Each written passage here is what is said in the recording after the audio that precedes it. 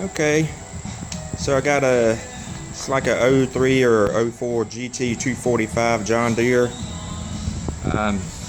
There's the hood that came off of it, and this thing was driving me nuts. It was getting to the point where it was hard to start. Sometimes it wouldn't start at all. It smelled kind of like it was flooding. Even sometimes I would see fuel standing down here in the carburetor, and it smelled like it was flooding. If I held the choke, you know, it seemed like it was related to holding the choke too long when I was starting it. I'd pull the plugs out and check the spark. I had a spark, but it kind of seemed weak. So I went to the John Deere place and talked to some of the technicians there, and they seemed to think maybe the carburetor needed rebuilding. The float was bad, or the needle valve wasn't sealing off, and it was drawing, you know, it was flooding fuel up and raw fuel up into the engine. Okay, so I rebuilt the carburetor. You know, the float was good. Put a new kit in it. Same thing. And the crazy thing about it is some days it would start right up. Some days it wouldn't do anything but spin. And you know, some days it even smelled like it was flooding a little bit. So I was kind of like, well, what in the world? So the crazy thing is I would screw a plug out during the times it wouldn't start, and the plugs were dry. You know, there was no sign of it being flooded. So I was like, what in the world? Let me get a little deeper into this. So I decided to pull these wires right here off of the coil. These coils self-trigger, I guess.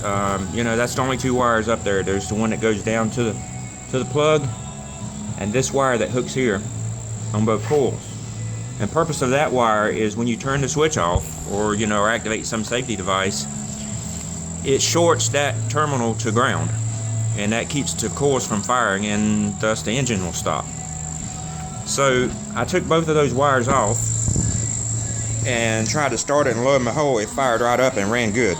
I mean, even when I had been spinning and choking, and you know, I got a big old black puff of smoke, and it fired right up, and would fire up every time I'd hit the key.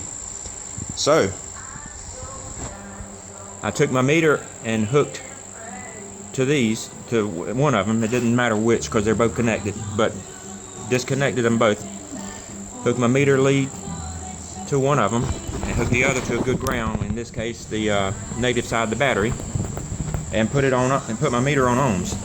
And with the switch off, this is what you would expect: very low resistance, 0.2 ohms. But what you should expect when you turn the switch on, and we turn the switch, just turn it to on, you get over range, basically infinity. The same thing you would see if there was no connection. Now, if we short the leads together, see, you get low resistance. So we go back to the battery, and I'm still good. Let me switch the key off to show you what it does. So basically we shorten those to ground. Turn it on, we get infinity again. So, alright. This is the part where I can tell you what I've done, but I don't know if it will help you if you're having a similar case. I guess the first thing to do is to pull these wires off. If your machine cranks up, then you don't have a fuel problem or a spark problem. You've got a problem with the kill switch. And tracing this wire back through the harness, it goes up to this little circuit board, and it's the white one here. One thing I saw was that harness runs underneath the battery, and there's a lot of acid that had got into it. So I took the whole wiring harness off. That's why this machine's tore all to pieces, because it runs all the way from front to back of the machine. Cleaned it up with some soapy water, blew it out, hung it out to dry for a couple days. Opened it up, didn't see anything wrong. You know, I ohmed out the wiring, checked out good. So I took this circuit board off. I took my ignition switch out as well, and I cleaned it all up good. I cleaned the board, brushed it down with a toothbrush, you know, alcohol, blowed it out good, cleaned everything up real good, put it all back together. And I had decided that, well, you know, if I still have the same problem, then it must be something in this board or the ignition switch. And the way that the wires come from the ignition switch to the board, it looks like you got to buy it all as an assembly, because it's some of that's sorted together. And I'm guessing one of these relays is what completes the circuit to ground to kill the ignition, because without a battery, no matter what I do with the ignition switch, I would never see a difference here. It was always shorted. But when I got everything back together and got power hooked back up, this would start working with the ignition. Funny thing is, when I got it all back together, it was working like it should. So I'm thinking, you know, my hood was messed up. I had to replace the hood. I was sucking in a lot of dust and dirt and grime, and you know, I blow this thing down and wash it every so often. Only thing I can think of is I must have got something up in the circuit board, either, you know, behind it or on top, because it was really nasty.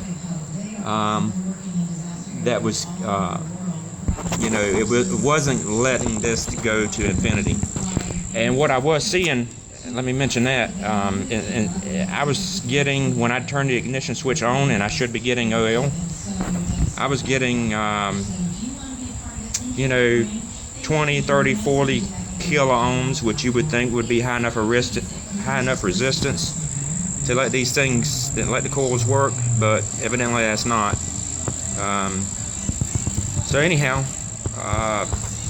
if you have a similar problem, you know, your machine's starting okay some days, and some days it just won't fire up, but you've got a spark, although it might be a weak spark, you know, and fuel's not an issue. You're getting fuel and you're not flooding.